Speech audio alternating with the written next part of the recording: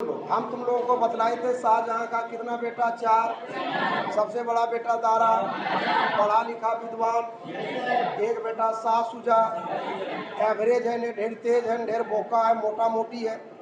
तीसरा बेटा औरंगजेब, धरती का महान सखी।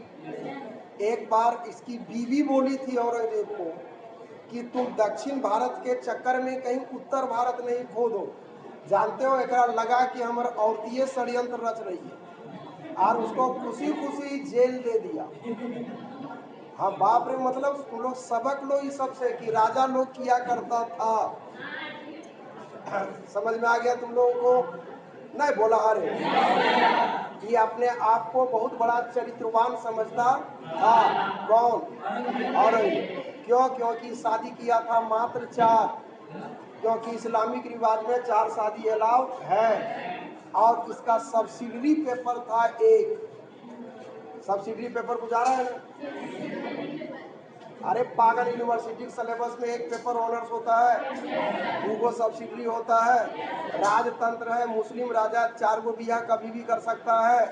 और 5वां 6वां दिल आएगा तो ओकरो जगह देगा कि कंजूसी करेगा। उसके लिए हरम होता था और वो हरम में हजारों की तादाद में महिलाएं होती थी। मोहम्मद शाह वगैरह आगे पढ़ोगे तब पता चलेगा कि खचाखच स्टेडियम फुल रहता था। बात समझ में आ रहा है जी? आज का जमाना, आज का जमाना नहीं है कि 1 फूल 1 माली। जमाना वो था कि 1 माली 1 बगीचा और डिजाइन डिजाइन के फूल। हमको लग रहा है कि सब समझ में आ रहा है तुम लोगों को? तो इसके पास 1 ही पेपर सब्सिडरी था, ऑनर्स था 4 गो। इसलिए ही अपने आप को बहुत बड़ा चरित्रवान भी समझता था, शक्की भी बहुत बड़ा था, ड्रामेबाज भी कम नहीं था।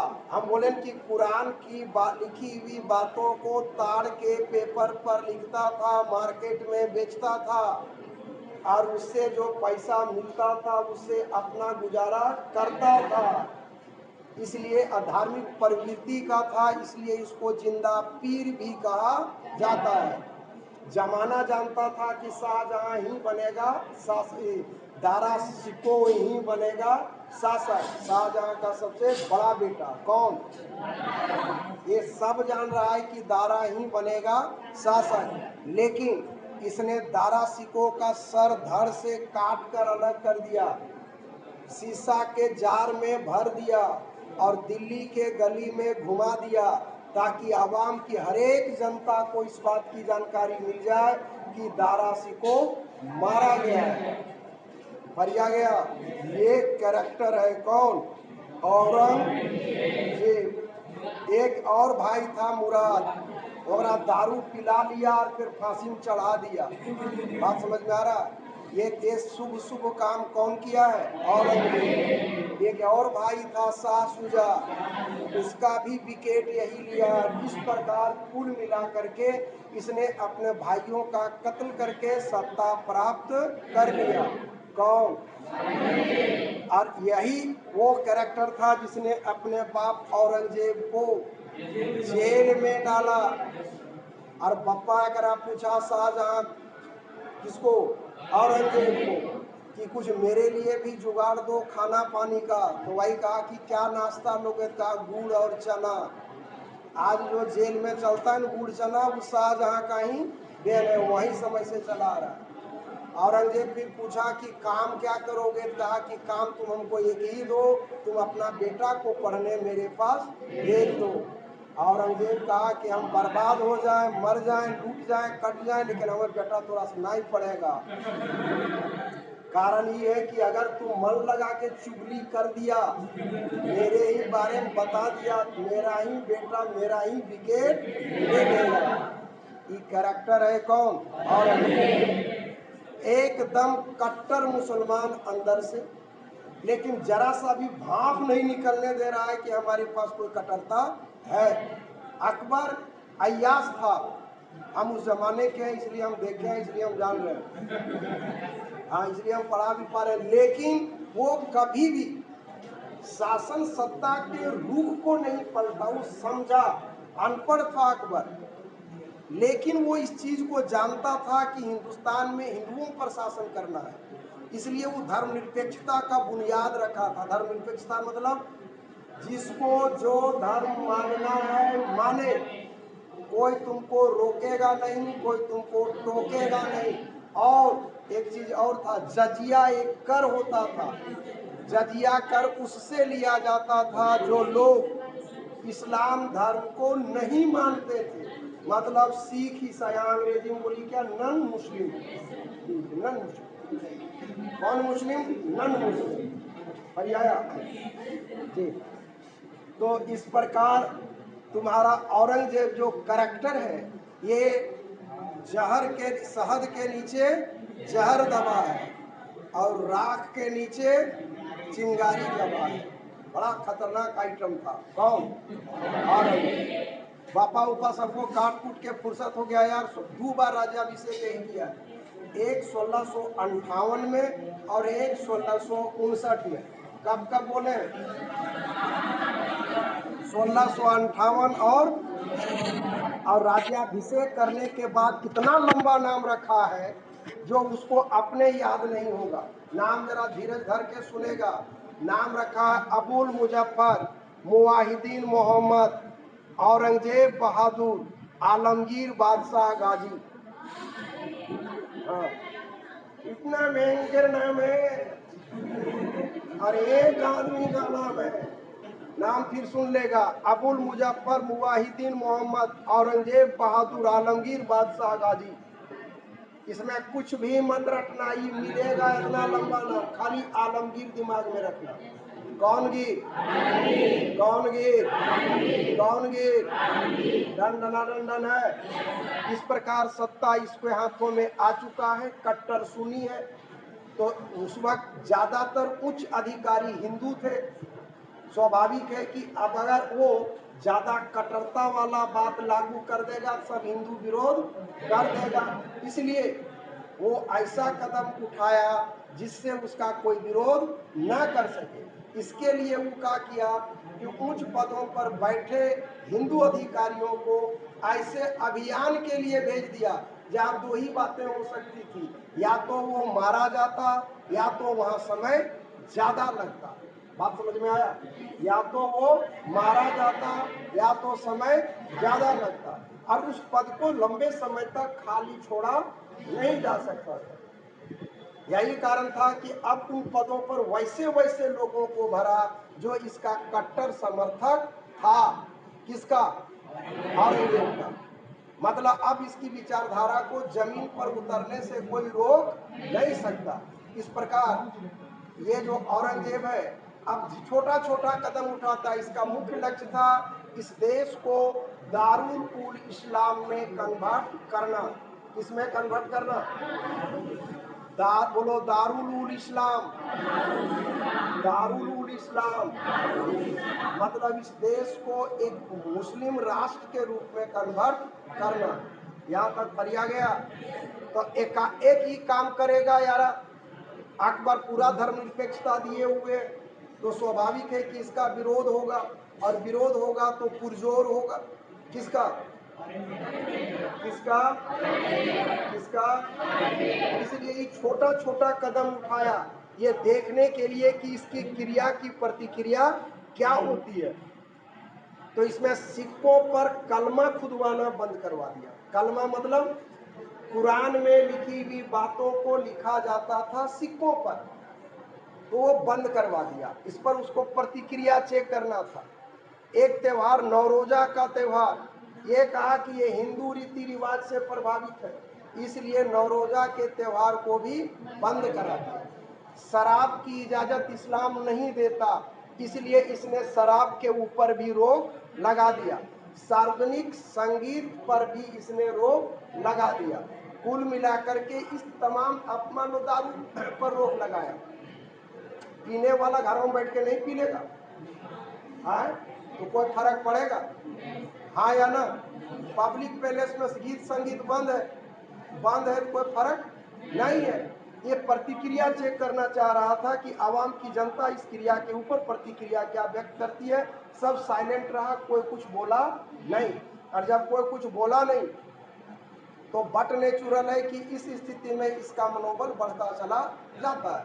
अब इसने 1663 में 2 बढ़िया कदम उठाया था यार, उसमें एक बढ़िया था। 1663 में इसने सती प्रथा पर रोक लगाया। किस पर रोक लगाया? कब?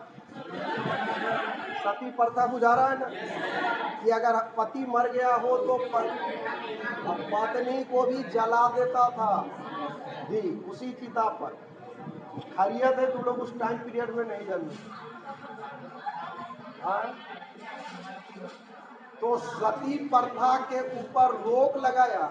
ये कदम अच्छा था, ये कदम जानदार था, लेकिन दुर्भाग्य इस बात का है कि इसका नीयत सही नहीं था। अगर ये सामाजिक बुराई के दृष्टिकोण से लगाया होता तो निश्चित रूप से इसको अच्छी निगाह से देखा जाता, लेकिन इसने इस उद्देश्य से लगाया था कि इसकी इजाजत इस्लाम नहीं देता। कौन नहीं देता? इसलिए इसने इसको ऊपर रोक लगाया था। 63 की दूसरी घटना थी तीर्थ यात्रा पर रोक। किस पर रोक लगाया?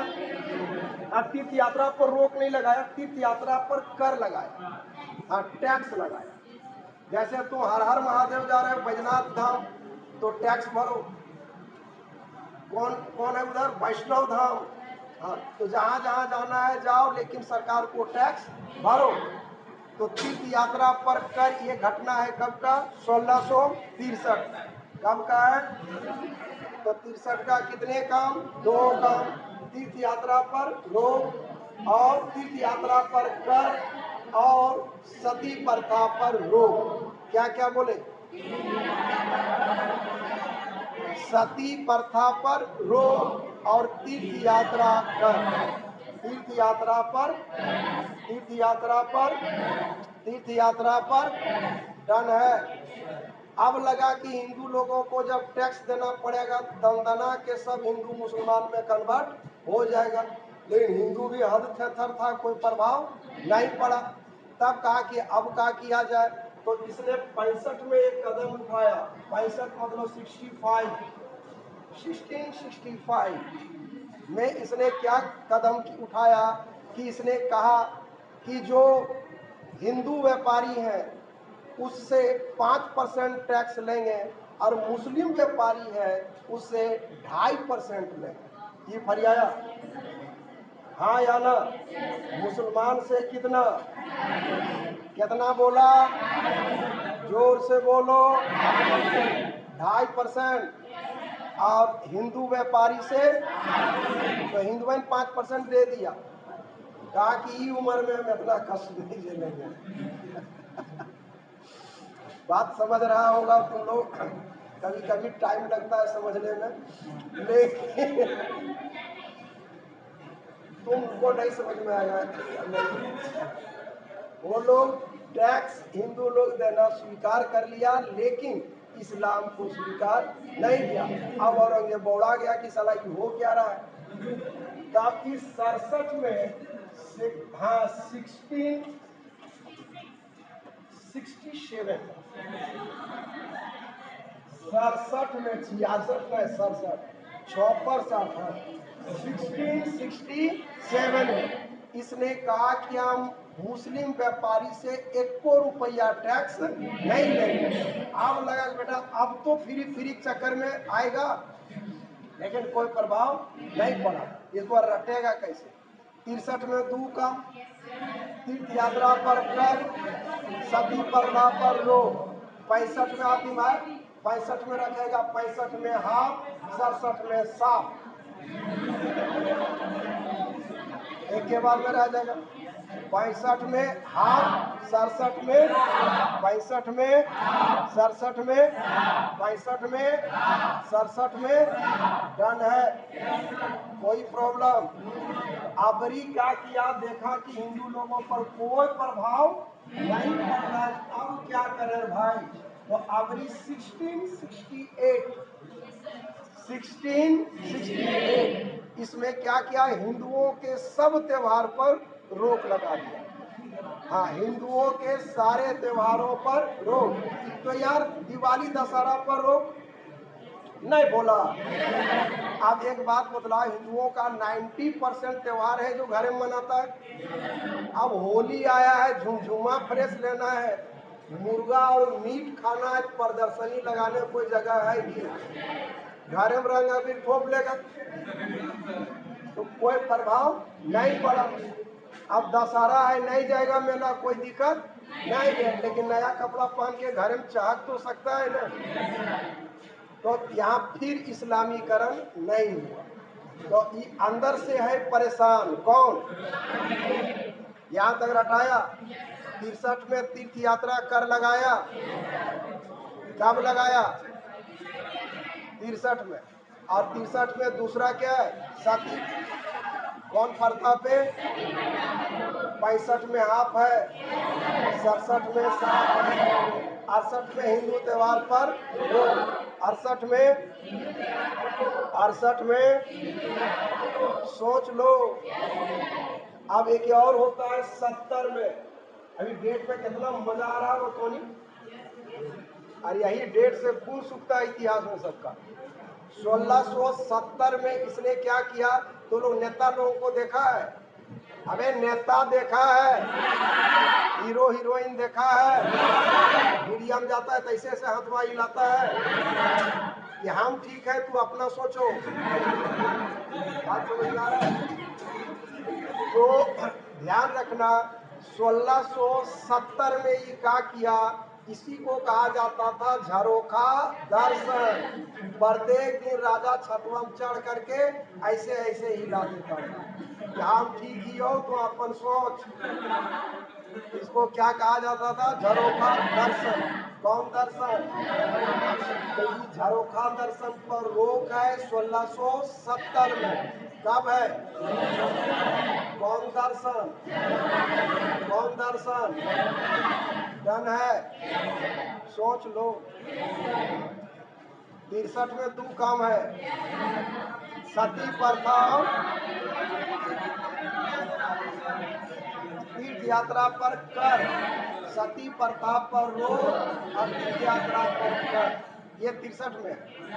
65 हाफ है, 67 साफ है, पक्का। 68 में हिंदू त्योहारों पर कब कब किस पर रोक? हिंदू त्योहारों पर रोक कब कब? डन है। अच्छा, उसके बाद 70 में हिंदू त्योहारों पर रोक। किस पर रोक? कब? 1670। पप्पा हो गए धोखा गलती। 1670 में हिंदू त्योहारों पर रोक।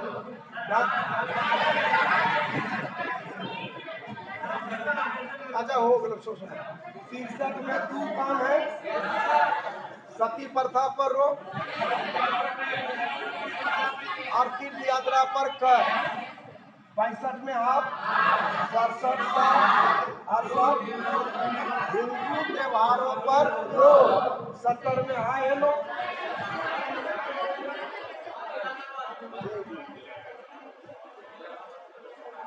देखते हो कितना हाय होने से आता है। हेलो हेलो मतलब हाय लो, जब तक है तब तक लो। ये आप ई आ गया कहाँ तक? 70 तक। कहाँ तक रटा गया? 71 में एक देखो लिख रही है, 71 में एक घटना और घटित हुआ यारा। वो था, नियम बना दिया कि सारे करोड़ी मुसलमान होंगे। सारे करोड़ी क्या होंगे? नहीं बोल रहा है। करोड़ी मतलब जो 1 करोड़ रुपया टैक्स जमा करेगा उस जमाने में उसको करोड़ी कहा जाता था। हाँ, जो टैक्स वसूलेगा 1 करोड़ वो क्या कहलाएगा? करोड़ी। ये फरियाया उस जमाना में। अभी हो जाएगा ये लोग करोड़ा, तुम लोग कहलाएगी करोड़ी। समझ में आया?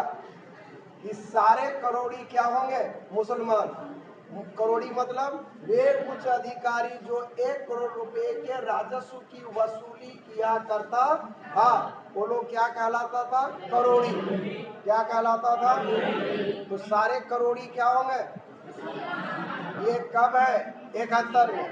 तो मतलब बोलो 63, 63, 65, 67, 68, 70, 71। अब सोच के देखो, सबको डेट रखा गया है पक्के तौर पे। एनी टाइप ऑफ धकधकी, जिगर, गुर्दा, किडनी, फेफड़ा कहीं ओके हो। 63 में तीर्थ यात्रा पर कर है, 63 में सती प्रथा पर हो, 65 आप, 67 साफ, कोई कर नहीं है। उसके बाद आ गया 68। 68 में क्या है? हिंदू त्योहारों पर रोक। इस पर रोक कब की बात है ये? 68। 70 में क्या है? झरोखा दर्शन पर रोक। और 71 में आ गया कि सारे करोड़ी मुसलमान होंगे। यहाँ तक फरिया गया, हाँ या ना? अब आगे आ जाता है तुम्हारा 1675। ध्यान रखना, हाँ 75, 71 के बाद 75। 1675 में तेग बहादुर को ही पकड़ा था। कौन बहादुर को? सिखों का नेता है तेग बहादुर। सिखों का नेता है कौन? कौन? किसका नेता? कौन है? कौन है? किसका? किसका? हाँ जी, तेग बहादुर को कहा कि बेटा, उसको लगा औरंगजेब को कि अगर धर्म गुरुओं को हम पकड़ लें और अगर कोई धर्म गुरु इस्लाम को स्वीकार कर लेगा तो बट नेचुरल है कि उसके सारे चेले इस्लाम को स्वीकार कर लेंगे। तो तेग बहादुर पर दबाव बनाया, लेकिन वो माना नहीं। जहाँ उसका कत्ल किया गया है चांदनी चौक के आगे जाओगे, वहीं पर गुरुद्वारा शीशगंज है। तो ये घटना थी 1675 की। कब की? तो तेग बहादुर को फांसी दिया गया कब? 1600। अरे अरे अरे क्या कर रहा है? कितना बोका मास्टर है तू? तू लीक निकाल रहा है? धाक धाकी है कि तू भुला जाएगा। मरेगा उसके 1 मिनट पहले भूलेगा, समझा? एक हम फिर लिखाएंगे, उसमें रिपीट हो जाएगा। हाँ लिखाते नहीं। क्या बोला नहीं लिखाते हैं? पढ़ाते समय नहीं लिखाते हैं। मारो मारो 2-3 मुक्का मारो इंसान, उसे बीमारी एड्स होता है। बार बार समझाना पड़ेगा, ठीक नहीं रहता। हम पढ़ा रहे हैं, थोड़ा डाउट हो गया ना कि बोला जाएगा, शक हो गया। शक का इलाज है और एड्स का इलाज है। तो शक हो गया मतलब एड्स हो गया। चल यहाँ तक हटा गया ऊपर। और राहत साहब कसर उतार देंगे तब जब फिर आगे पढ़ाएंगे। तो सुनना, तुमको हमने कहा कि 1663 की 2 घटना है, 65 आप है, 67 साफ है, 68 में किस पर रोक है? त्योहार पर रोक है, 70 में झरोखा दर्शन पर रोक है, 71 में कहा कि सारे करोड़ी क्या होंगे? मुसलमान होंगे। ये कब का है? 1671। और 75 में तेग बहादुर को फांसी की सजा। किसको? कब? 1600 1675 रन है। उसी में बैठ जाओ, खोजिए रन।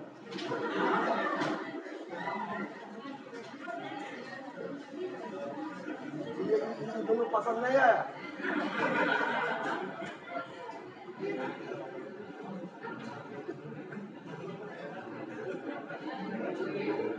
कोई बात नहीं, नसीब अपना यहाँ तक फरिया चुका है। चल अब आगे सुनेगा। एक कर आता है जजिया कर। कौन कर? हाँ, क्या बोल दी? नन मुस्लिम अंग्रेजी रहते पड़ता है ना। अरे बाप, गाड़ी धीरे धीरे धीरे रुक गई, इसका ट्रांसलेशन क्या हुआ? दकार कोमा कोमा कोमा। सब अंग्रेजी हमको आता है।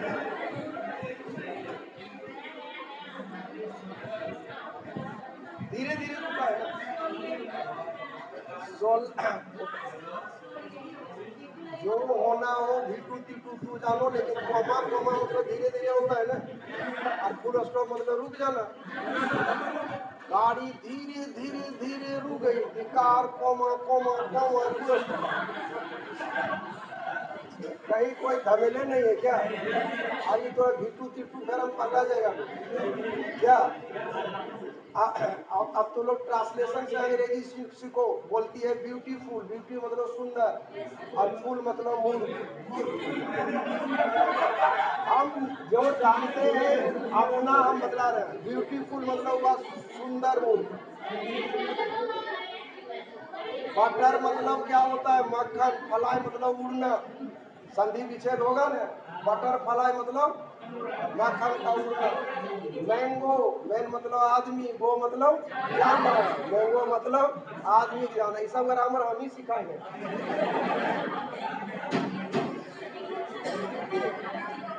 देखो 1679 में इसने फिर से जजिया कर लगा दिया। जानते हो उस दिन जुमेरात का दिन था जी, मतलब बृहस्पतिवार का दिन था, दैट इज वीरवार। अरे कुरान पढ़े हैं हिंदिया वाला, सुन रहे हैं? ध्यान दो, कृपया ध्यान दें यात्रीगण, ध्यान दें। बृहस्पतिवार को लगाया, सारा हिंदू में हाहाकार मच गया कि बप्पा ई की भलो। सब लाल किला को घेर लिया। लाल किला घेर लिया इसलिए खुशी खुशी घेरा कि राजा निकलेगा तो हाथ गोड़ जोड़ेंगे, कहते अन्याय मत कर। क्योंकि 1564 में जजिया हटाया था, आज 115 साल बाद फिर लागू कर रहा है। लेकिन औरंगजेब लाल किला का फाटक खोलवे नहीं किया। तब ये लोग अकबका गया कि अब क्या होगा। तब इंतजार करने लगा कि जुम्मा का दिन होगा, शुक्रवार को जामा मस्जिद जिबे करेगा पढ़ने। तो शुक्रवार के दिन जब जो हम भी थे साथ, इसलिए हम जानते हैं। तो वो जैसे खोला फाटक, देखा कि हिंदू का अपार जन समुदाय खड़ा है, तालके मच गया। लेकिन औरंगजेब को सब चाय चाय काय काय करे लगा कि हटाओ टैक्स जो लगाया है सो। लेकिन अगर कोई फर्क नहीं पड़ा यार, घोड़ा हाथी सब दौड़ा दिया, भीड़ को तितर बितर कर दिया, लेकिन जजिया इसने लागू कर दिया।